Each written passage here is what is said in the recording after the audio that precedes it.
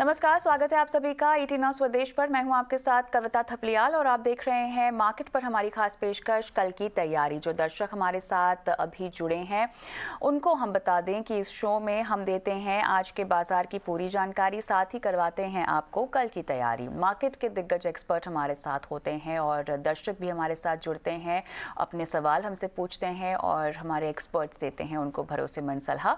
आज के शो में हम बात करेंगे कल की नीति आपको कैसे बनानी चाहिए, कैसे रहेंगे आरआईएल के नतीजे, इस पर फोकस होगा। बाजार में कमाई का वीआईपी सेगमेंट और टिप क्या होगा हमारे एक्सपर्ट्स के जरिए, ये भी आपको देंगे। कैसे रहेंगे नेस्ले इंडिया के भी नतीजे हम आपको बताएंगे।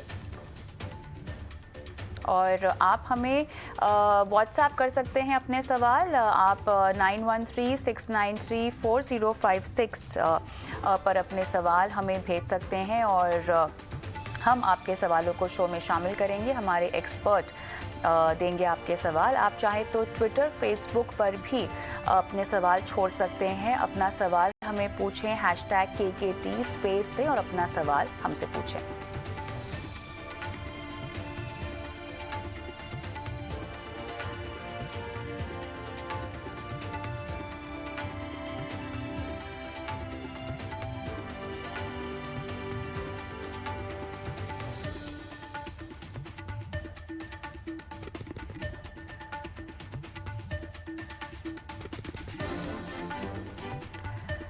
चलिए तो दर्शकों के सवाल शो में शामिल करें, हमारे एक्सपर्ट्स के साथ हम जुड़े। उससे पहले बाजार में आज दिन के निचले स्तरों से शानदार रिकवरी हमने देखी। निफ्टी 18,000 के साइकोलॉजिकल लेवल के पार बंद होने में कामयाब रहा है और ये जो लेवल है वो 24 जनवरी के बाद हमने पहला मौका देखा जहां पर निफ्टी दिन के निचले स्तर से लगभग 150 अंक चढ़ा है, 18,000 के पार बंद हुआ है। निफ्टी के 50 में से 37 स्टॉक्स तेजी पे बंद हुए हैं।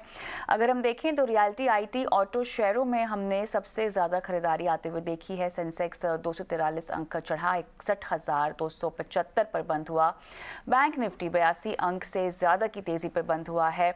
टोरेंट पावर और लिंडे इंडिया की अगुवाई में हमने देखा कि मिड कैप इंडेक्स 2 दिन की कमजोरी तोड़कर हरे निशान में दिखाई दिया है। स्मॉल कैप में भी आज के सेशन में हमने तेजी देखी है। तो चलिए, बाजार का आज ये हाल, लेकिन हमारे साथ एक्सपर्ट्स के तौर पर जुड़ गई हैं शर्मिला जोशी, sharmilajoshi.com, और रितेश गोयल, टेक्निकल और डेरिवेटिव एनालिस्ट अरिहंत कैपिटल। आप दोनों का स्वागत है हमारी इस बेहद खास पेशकश में। और दर्शकों के सवाल हम शो में शामिल करें उससे पहले कल की रणनीति आप दोनों से लेना चाहेंगे। तो शर्मिला, साइकोलॉजिकल लेवल के ऊपर आज क्लोजिंग हुई है, लेकिन क्या ये मोमेंटम बरकरार रहेगा कि उतार चढ़ाव का जो सफर है वो और ज्यादा अग्रेसिव हो जाएगा? एटलीस्ट कल के सत्र के लिहाज से हमको समझाएं।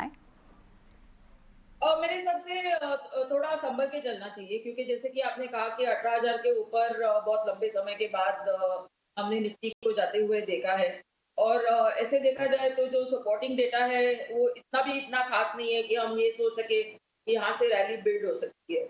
ऑन द फ्लिप साइड अगर आप देखें तो मार्केट जिस तरह का रवैया दिखा रहा है दिसंबर से लेकर, ये भी हम केस बना सकते हैं कि यहाँ से और मार्केट 18,400, 300, 400 लेवल तक जा सकता है। So I think for the moment आपको थोड़ा देखना चाहिए कि किस तरह का रुख मार्केट लेता है, बिकॉज मेरे हिसाब से having cross this important level, ये देखना जरूरी होगा क्या हम वो सस्टेन कर पाते हैं। चलिए तो शर्मिला का ये टेक, और दिनेश आप क्या कहेंगे?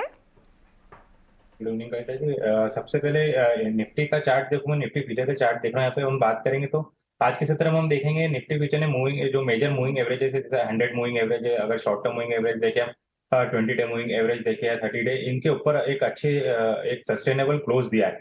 और बजट का जो जिस दिन बजट का सेशन था उस दिन जो गिरावट आई थी, उस दिन का हाई था निफ्टी फ्यूचर का 18,063, उसके लगभग पास में आके खड़ा हो गया है। तो मुझे और एक फॉलिंग चैनल का अगर हम ऊपर से ड्रॉ करेंगे चैनल लाइन, तो उसका भी एक ब्रेकआउट दिया है। तो मुझे ऐसा लगता है कि अब हम एक 18,140 या 18,150 तक के लिए तो बाजार तैयार हो चुका है, क्योंकि 18,100 अगर हम 18,113 120 पे देखेंगे तो 50 दिन का मूविंग एवरेज आता है, इसको एक बार टच कर सकता है। और इसके ऊपर डेफिनेटली एक बार सस्टेन करता है अगर 18,150 के ऊपर, तो हम 18,200 और 18,300 तक के लिए फिर तेजी भी देख सकते हैं बाजार में। तो मुझे ऐसा लगता है कि बाजार में थोड़ा सा बाय ऑन डिप्स की ओर होता हुआ जा रहा है। नीचे में अगर हम ब्रॉडर सपोर्ट देखे हुए देखूं तो 17,800 17,700 एक अच्छा सपोर्ट रहेगा। इसके नीचे बाजार जाता हुआ अभी नहीं लगता है। और हम देखेंगे इंडिया विक्स भी काफी लो लेवल पे आ गया है 12 पे, तो ये भी एक सपोर्ट करता है बाजार में, ये भी एक तेजी की तरफ इंडिकेट करता है। तो मुझे ऐसा लगता है कि थोड़ा सा बाय ऑन डिप्स में बाजार रहेगा और स्टॉक स्पेसिफिक एक्शन बाजार में बना रह सकता है। स्पेसिफिक एक्शन में रह सकता है, बाय ऑन टिप्स का बाजार फिलहाल पैन आउट होता हुआ दिखाई दे रहा है। लेकिन चलिए, दर्शक हमारे इंतजार कर रहे हैं उनके सवालों के जवाब के लिए। एक एक करके आप दोनों के पास सवाल लेकर आऊंगी। पहले प्रसन्नजीत रॉय का सवाल चेन्नई से। शर्मिला, टेक महिंद्रा के 15 शेयर लिए हैं 1452 के भाव पर और इनका नज़रिया अच्छा खासा है लॉन्ग टर्म का। होल्ड करें या फिर बेच दें या और भी क्या खरीद सकते हैं? मुनाफे की रणनीति टेक महिंद्रा में प्रसन्नजीत के लिए क्या होगी? मेरे हिसाब से होल्ड करें, क्योंकि एक तो जैसे कि आपने कहा कि उनका नजरिया थोड़ा लॉन्ग टर्म है, तो मेरे हिसाब से वो मुझे बात कंफर्ट देती है, क्योंकि जिस तरह से पूरा आईटी स्पेस अभी प्लेस्ड है, थोड़ी दिक्कतें हैं, क्योंकि जिस तरह से बातें सामने आ रही है कि आईटी कंपनीज में जो बड़ी दिग्गज कंपनीज है उनमें जिस तरह के ले ऑफ्स वगैरह हो सकते हैं, और जो यूरोप में सिचुएशन बनी हुई है, तो इन सब चीजों को देखकर ये जरूर लगता है कि थोड़ा और एक क्वार्टर खराब जा सकता है आईटी कंपनीज में। लेकिन मेरा मानना ये है कि सेकेंड हाफ ऑफ FY23 चीजें बेहतर होती हुई हमें दिखेगी, और वहां से फिर हम एक बढ़त देख सकते हैं, लाइक अ सस्टेन्ड, जिस तरह की एक अपवर्ड रैली देखनी चाहिए, उस तरह की फिर से बाइंग हम आईटी में लौटते हुए देख सकते हैं। तो मेरे हिसाब से उनको बने रहना चाहिए। वैल्यूएशंस काफी ठीक है टेक महिंद्रा के, रिजल्ट्स इतने अच्छे नहीं थे, शायद इसलिए स्टॉक करेक्ट हुआ है और थोड़ा और भी करेक्ट हो सकता है, बट आई थिंक उनको थोड़ा पेशेंस रखना होगा, और मेरा टारगेट करीबन 1300 का रहेगा।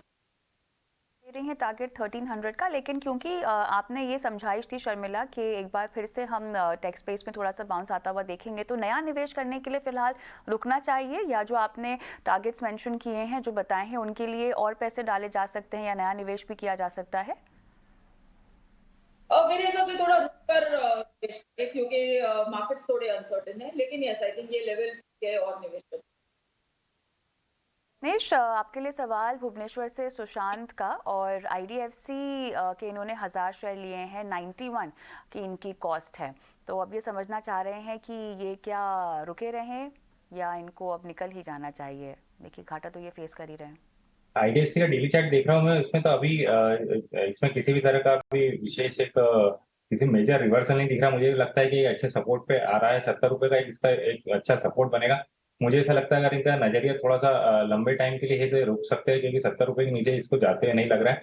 होल्ड कर सकते हैं इसको, जो इसमें वापस से तेजी चालू होगी 85 के ऊपर क्लोज देने पे इसमें वापस से तेजी चालू हो जाएगी। तो लंबे अवधि के हिसाब से अगर इनका नजरिया तो अभी होल्ड कर सकते हैं 70 रुपए के स्टॉप लॉस से।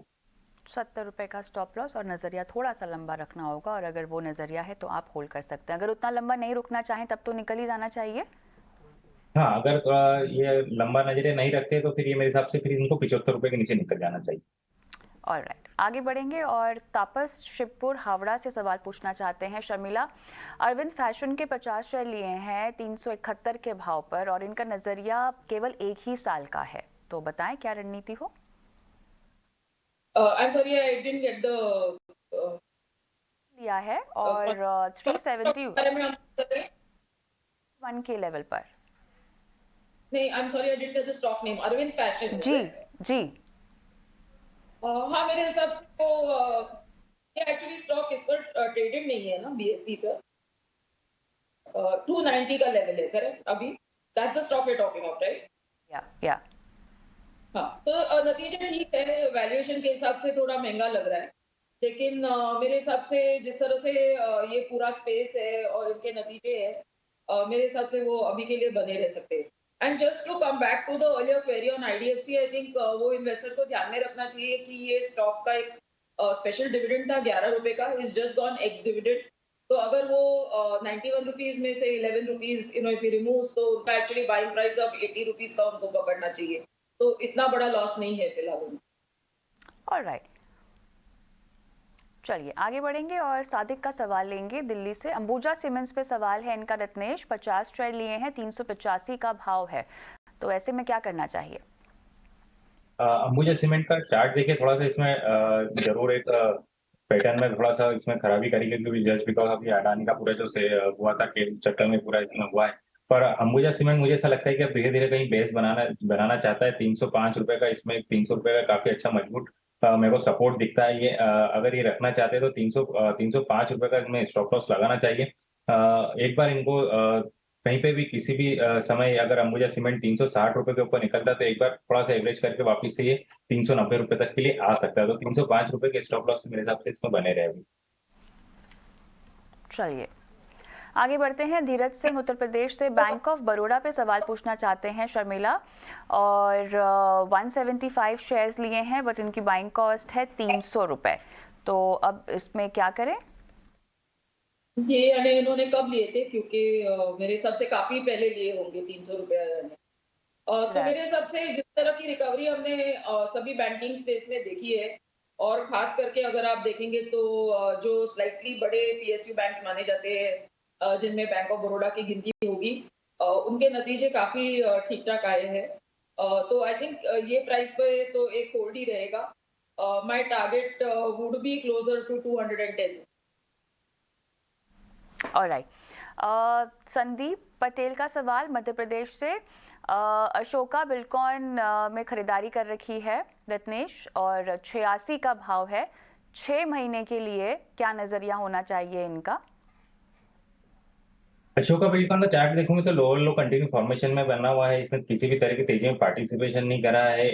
इवन हम देखेंगे वॉल्यूम अगर इसमें आया था 2021 का मैं चार्ट देखा तो उसमें वॉल्यूम आया था, उसके बाद से उसमें कंटिन्यू सेलिंग ही देखने को मिल रही। तो मुझे मेरे हिसाब से इसमें अगर ये निकल जाए तो ज्यादा बेटर रहेगा। और अभी भी अगर ये होल्ड करना चाहे उसके बावजूद भी तो 70 रुपए का स्टॉप लॉस लगा है, पर निकलने की सलाह मेरी इसमें से रहेगी।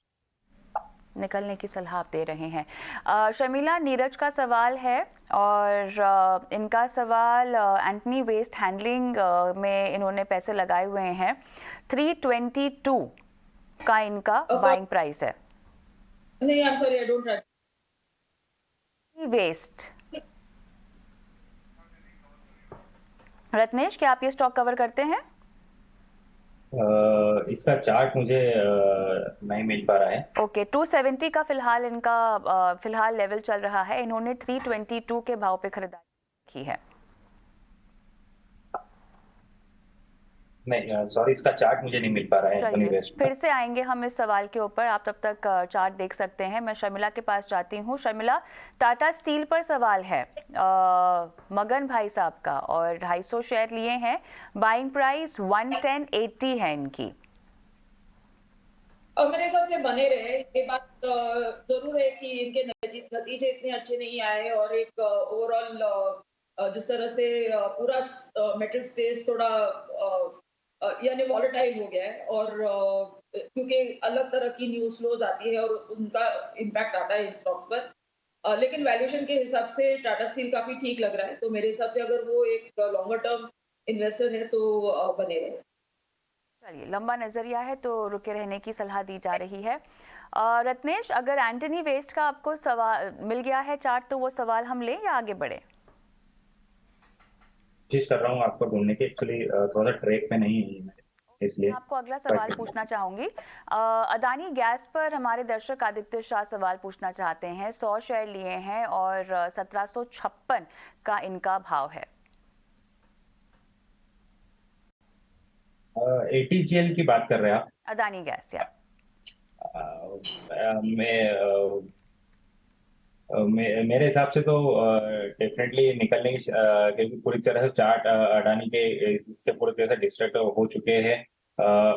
मेरे हिसाब से तो ये अगर निकल जाए, क्योंकि अभी कंटिन्यू लोअर सर्किट रह रहा है, तो निकलने का भी इनको चांस अभी मिलेगा नहीं। पर कभी भी चांस मिलता है तो मेरी तरफ से तो इनको निकलने की सलाह रहेगी। इसके अंदर से निकल के किसी दूसरे शेयर में निवेश करे, वो ज्यादा बेटर रहेगा। आपकी क्या राय होगी? अदानी गैस 1756 पे इन्होंने लिए हुए हैं। You are asking me? जी शर्मिला। आपका आवाज ना बीच बीच में थोड़ा कट हो रहा है, इसलिए समझ नहीं आ रहा है। अब आपको जी total gas, where Adani total gas is concern, मेरे हिसाब से जो पूरा अडानी ग्रुप है और जिस तरह का न्यूज फ्लो इस ग्रुप के इर्द गिर्द रहा है, तो उसको बाजू में भी रखे तो भी ऑनेस्टली मेरी रिकमेंडेशन अडानी ग्रुप में से सिर्फ अडानी विलमार और अडानी एंटरप्राइज पर रही है। तो फिलहाल मेरे हिसाब से उनको निकल ही जाना चाहिए। चलिए, तो दर्शकों के सवाल हमारे पास बहुत सारे हैं, लेकिन यहाँ पर हम दर्शकों के सवालों के साथ साथ कल के जो अहम नतीजे आने वाले हैं उस पर भी बात करना चाहते हैं। और कल हम देखेंगे नेस्ले इंडिया के नतीजे आने वाले हैं, कैसे रह सकते हैं नतीजे। विनी मोतीवाला हमारी सहयोगी विश्लेषण दे रही हैं। नेस्ले के नंबर्स देखे जाए तो ये टाइम एक्सपेक्टेड है कि नेस्ले की जो ओवरऑल रेवेन्यू ग्रोथ होगी वो अराउंड 15% की रेवेन्यू ग्रोथ होगी। और प्रॉफिट्स अभी ऑप्टिकली देखिए तो स्ट्रॉन्ग प्रॉफिट्स दिख रहे हैं, पर भूलिए मत क्योंकि लास्ट टाइम एक एक्सेप्शनल लॉस था जो हमने यहाँ पे इंक्लूड नहीं किया है लास्ट प्रॉफिट में, तो उसकी वजह से वो 230 करोड़ का एक्सेप्शनल लॉस था। अगर वो इंक्लूड हो जाए तो प्रॉफिट ग्रोथ म्यूटेड होगा, उसकी वजह से ये अभी दिख रहा है 61% का ग्रोथ। उसके अलावा इबिटा की बात करें तो इबिटा और ऑपरेटिंग परफॉर्मेंस, इबिटा में अराउंड 9% की ग्रोथ है expected, while margins contraction expected है क्योंकि इन्फ्लेशन चल रहा है, रॉ मटेरियल प्राइसेस की वॉलेटिलिटी काफी है, तो वहाँ पे 100 बेसिस पॉइंट की लगभग कॉन्ट्रैक्शन एक्सपेक्टेड है और इबिटा मार्जिन्स एक्सपेक्टेड है 21.7% पे। नाउ रेवेन्यू की बात करें तो जो सपोर्ट कर रहा है रेवेन्यू ग्रोथ को वो है प्राइस हाइक्स कंपनी ने लिए हुए थे, उसके अलावा डिस्ट्रीब्यूशन एक्सपेंशन भी है जो सपोर्ट करेगा ओवरऑल रेवेन्यू ग्रोथ कंपनी को। उसके अलावा जो मोमेंटम है, ग्रोथ मोमेंटम वो कंटिन्यू रहेगी और आउट ऑफ होम कंजम्पशन की जो कंट्रीब्यूशन है वो अभी एक्सपेक्टेड है कि बढ़ जाएगी, तो वो कमेंट्री क्या आ रही है उसके ऊपर, वो एक फैक्टर है वॉच आउट करने के लिए। दोनों इंडिया और एक्सपोर्ट बिजनेस में एक्सपेक्टेड है कि डबल डिजिट ग्रोथ दिखेगी। उसके अलावा factors to watch out for में कमेंट्री क्या आ रही है, जो रिकवरी क्या है ट्रेड चैनल्स में, रूरल डिमांड की क्या कमेंट्री आ रही है, न्यू प्रोडक्ट पाइपलाइंस क्या है कंपनी के लिए, और लास्टली डिमांड ट्रेंड क्या है स्पेशली पैकेज फूड आइटम्स के लिए। ये एक इंपॉर्टेंट फैक्टर है वॉच आउट करने के लिए। चलिए, तो ये अनुमान पर बात हुई है, लेकिन हमारे मेहमानों के पास जाते हैं और उनका अनुमान क्या कहता है वो समझ लेते हैं। तो शर्मिला, रेवेन्यू लगभग 15% ऊपर आने का अनुमान है। अगर हम पैट की बात करें तो यहाँ लगभग 61% इजाफा आने का अनुमान है। आपकी एनालिसिस नेस्ले के नतीजों पर क्या कहती है? मेरा focus actually specific quarter 3 number से ज्यादा उनकी कमेंट्री पर रहेगा, क्योंकि मेरे हिसाब से जो रूरल स्लो डाउन है उसका एक इम्पैक्ट हमने सभी एफएमसीजी स्पेस पर देखा है और अभी तक उस तरह के साइंस अब धीरे धीरे आने लगे हैं कि रूरल इकोनॉमी में रिकवरी है।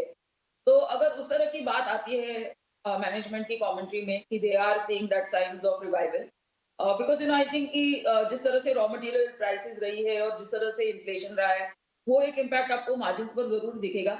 लेकिन अगर आगे चलकर उनको ये दिखता है कि on the rural side things are improving और रॉ मटेरियल्स में खैर हमने थोड़ी सॉफ्टनिंग देखी है पिछले 5-6 महीनों में, तो आई थिंक आगे जाकर एक अच्छी कमेंट्री बनेगी पूरे एफएमसीजी स्पेस के लिए और नेस्ले के लिए भी। सो ऑफ कोर्स आई थिंक ये उस तरह का स्टॉक है जिसको आपको हर क्वार्टर के नतीजों पर एनालाइज नहीं करना चाहिए और आपके पोर्टफोलियो में इंक्लूड करने लायक ये स्टॉक है। लेकिन as I am saying I think उनके नतीजे मेरे लिए it's more important for their commentary on what they are seeing on the rural side of things. Ratnesh, आपका क्या व्यू बनता है? नेस्ले का मैं अगर टेक्निकल चार्ट पे बात करूँ तो काफी अच्छा एक महत्वपूर्ण सपोर्ट पे आ चुका है। ये यहाँ पे बेस बनाने की कोशिश कर रहा है। इसका डेली चार्ट पे मैं देख रहा हूँ तो डेली चार्ट में इसकी जो 200 मूविंग एवरेज लाइन आती है वो 18,900 के आसपास की आती है। ये काफी एक महत्वपूर्ण है। इसमें हम देखें काफी लॉन्गर टाइम फ्रेम में भी देखूं मैं तो इसने 200 मूविंग एवरेज कभी भी अपना ब्रेक नहीं करा, बहुत ही रेयरली कभी ब्रेक करा इसने। तो मुझे ऐसा लगता है कि यहाँ पे एक अच्छा इस पर सपोर्ट है और 18,900 18,800 के स्टॉप लॉस से इसमें जरूर एक तेजी बन सकती है जो कि ऊपर में इसको लेके जाएगी 19,800 तक। ऑलराइट, चलिए दर्शकों के सवालों की ओर एक बार फिर से हम रुक करते हैं, जहां पर भारत गैस क्या आपकी कवरेज की लिस्ट में है Sharmila? I am sorry, Bharat Gas? No I am sorry. Ratnesh, आपके पास इसका चार्ट होगा तो मैं सवाल पूछती हूँ। इसके पहले मैं एंटोनी का मुझे चार्ट मिल गया है, आपने पूछा एंटोनी वेस्ट का, तो उसके बारे में अपडेट देना चाहता हूँ। तो वो मिल उसमें गया है मुझे तो ऐसा बताइए। लगता है कि इसमें चार्ट में पूरी तरह से ब्रेकडाउन दे चुकी है। मुझे नहीं लगता इसमें रहना चाहिए उनको। अगर उनको अभी भी रखना है एंटोनी वेस्ट तो 250 रुपए का स्टॉप लॉस बना के रखे, तो मेरे हिसाब से इसमें से निकल जाए तो ज्यादा बेटर रहेगा। चलिए, तो यहाँ निकलने की सलाह हमारे दर्शक नीरज को, जिन्होंने एंटनी वेस्ट पे सवाल पूछा था और इनकी भाव जो थी बाइंग प्राइस 322 थी। रत्नेश, भारत गैस पर क्या आप सवाल का जवाब दे पाएंगे हमारे दर्शक का? तो मैं आपको उनकी बाइंग प्राइस बताऊं। एक 2 मिनट का समय था, उसका चार्ट ढूंढ के मैं बिल्कुल, यहाँ पर forward करता दर्शकों हूँ। के लिहाज से हम बता देते हैं कि हमारे दर्शक जयपुर से पुनीत जोशी ने जो सवाल भेजा है, भारत गैस पर 120.62 इनकी बाइंग प्राइस है और इनको ये समझना है कि इसमें इनको बने रहें या जो मुनाफा फिलहाल होता हुआ दिखाई दे रहा है उससे ये बुक करके निकल जाए। हालांकि इन्होंने अपनी टाइम ड्यूरेशन हमें नहीं बताई है रत्नेश, लेकिन अगर मुनाफा हो रहा है तो क्या और बढ़ सकता है अगर ये और रुकें, या ये पार्ट प्रॉफिट बुक कर लें, या पूरा ही मुनाफा बांध के निकल जाए? बताएं। भारत गियर की बात कर रहे हैं आप? जी। अच्छा, सॉरी, मुझे भारत गियर सुनाई दे रहा था। तो भारत गियर का अगर मैं चार्ट देख रहा हूँ तो डेफिनेटली थोड़ा सा इसमें एक करेक्शन स्टार्ट हुआ है, बट अभी भी इसने एक महत्वपूर्ण अपना सपोर्ट लेवल जो कि 110 115 रुपए वो नहीं तोड़ा है। एक बहुत क्रूशियल पॉइंट पे आ गया। अगर मैं इसको भारत गियर के चार्ट की बात करूं तो इनको थोड़ा सा वेट करना चाहिए। 115 रुपए का स्टॉप लॉस लगा लेंगे अपना, पर स्टॉप लॉस जरूर लगा 115 रुपए का, उसके नीचे निकल जाए। इसमें जो अगर रिवर्सल वापस जो चार्ट का बनेगा वो 140 रुपए के ऊपर इसमें तेजी वापस से बन सकती है। तो 115 रुपए के स्टॉप लॉस से अभी बने रहे। 115 के स्टॉप लॉस से बने रहने की सलाह। सवालों के सिलसिले को बीच में रोकते हैं और कल बाजार के लिए अहम ट्रिगर्स क्या हैं ये जान लेते हैं। हमारी सहयोगी आशीषा तमाम डिटेल्स दे रही हैं। जी हाँ, सबसे पहले ग्लोबल क्यूज़ की बात करेंगे तो यूनाइटेड स्टेट्स से जनवरी का पीपीआई का डेटा और इनिशियल जॉबलेस क्लेम्स का डेटा आएगा कल, और उसी के चलते यूएस मार्केट्स पर कल इम्पैक्ट देखने को मिल सकता है। अर्निंग्स की बात करें तो डोमेस्टिक अर्निंग्स लार्जली सीजन खत्म हो चुके हैं, लेकिन नेस्ले के नतीजे कल आएंगे। याद रखें, नेस्ले ग्लोबल पेरेंट के भी नतीजे कल आएंगे और उसी के चलते डोमेस्टिक नतीजे भी कल एक्सपेक्टेड है। नेस्ले पर नतीजों के दम पर कल फोकस रहेगा। ग्लोबल अर्निंग्स की भी बात कर लेते हैं तो ब्रिजस्टोन, नेस्ले, स्नाइडर इलेक्ट्रिक, हयात होटल्स, ये कुछ ऐसे इंपॉर्टेंट ग्लोबल अर्निंग्स है जिसके चलते इन स्टॉक्स पर नज़र रहेगी कल के ट्रेडिंग सेशन में। कॉर्पोरेट एक्शन की भी बात कर लेते हैं तो आइनॉक्स लीजर और पीवीआर को जब मर्जर हुआ है उसी के चलते कल आइनॉक्स लीजर में ट्रेडिंग का लास्ट डे रहेगा, और लास्ट डे आइनॉक्स लीजर के ट्रेडिंग का रहेगा, और जिन शेयर होल्डर्स के पास आइनॉक्स लीजर के शेयर्स हैं उनको पीवीआर के शेयर्स मिल जाएंगे। इसके अलावा त्रिवेणी इंजीनियरिंग की भी बात कर लेते हैं, जहां बाईबैक का टेंडर ऑफर कल खुलेगा। फरवरी 16 से 1 मार्च तक ये टेंडर ऑफर खुला रहेगा, सो इसी के चलते त्रिवेणी इंजीनियरिंग पर भी कल नज़र रहेगी। ई क्लर्क सर्विसेज का टेंडर ऑफर कल खत्म होगा, सो इसी के चलते इस पर भी नज़र रखिए। सो बहुत सारे एक्शन ओरिएंटेड स्टॉक्स है कल। नेस्ले के नतीजे डोमेस्टिक अर्निंग्स में, सो इन सभी स्टॉक्स पर नज़र रखें। चलिए, तो कल इन अहम इवेंट्स पे नजर रहेगी, लेकिन हम शो को आगे बढ़ाते हैं और अब वक्त है वीआईपी शेयर्स का।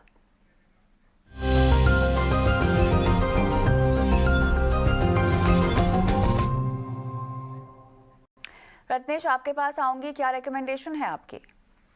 मेरी पहली रिकमेंडेशन टाइटन की रहेगी। टाइटन में एक अच्छा कंसोलिडेशन चल रहा है। वॉल्यूम एक्टिविटी भी हमको इसमें देखने को मिली थी, तो मुझे ऐसा लगता है कि टाइटन में एक थोड़ा अच्छा मोमेंटम हमको देखने को मिल सकता है। 2490 रुपए के स्टॉप लॉस से 2570 रुपए का टारगेट रहेगा। इसी के साथ दूसरा स्टॉक रहेगा क्यूमिंस में एक रनअवे गैप हमको देखने को मिली थी विद द गुड वॉल्यूम। उसके बाद में हमको एक 4-5 दिन से कंसोलिडेशन देखने को मिला और आज के सत्र में वापस से इसमें ब्रेकआउट देखने को मिला है। तो मुझे ऐसा लगता है क्यूमिंस में भी एक अच्छी तेजी हमको से देखने को मिल सकती है। 1590 रुपए का स्टॉप लॉस रहेगा और टारगेट रहेगा 1670 रुपए का। थर्ड वन रहेगा रिलायंस, क्योंकि बाजार में ऐसा लगता है कि जो सपोर्ट आ रहा है वो रिलायंस से आ रहा है और बाजार में थोड़ी सी तेजी और हमको कंटिन्यू देखने को मिल सकती है। और रिलायंस में ऐसा लगता है कि बेस फॉर्मेशन बनता हुआ हमको दिख रहा है। उसके साथ में एक सबसे महत्वपूर्ण बात यह है कि आज के सत्र में काफी हेवी वॉल्यूम हमको देखने को मिला है, जो कि लोअर लेयर पे हुआ है। उसके साथ में प्राइस ने भी उसको सपोर्ट करा है। तो मुझे ऐसा लगता है कि रिलायंस में जो तेजी बनी है ये कंटिन्यू रह सकती है। 2405 का स्टॉप लॉस लगा है, 2480 का टारगेट रहेगा। चलिए, तो ये है रत्नेश की रिकमेंडेशन और इसी के साथ शो को भी समाप्त करने का समय हो गया। रत्नेश आपका, शर्मिला आपका बहुत बहुत धन्यवाद। समय निकाला, दर्शकों को सलाह दी और मुझे भी इजाज़त दें। नमस्कार।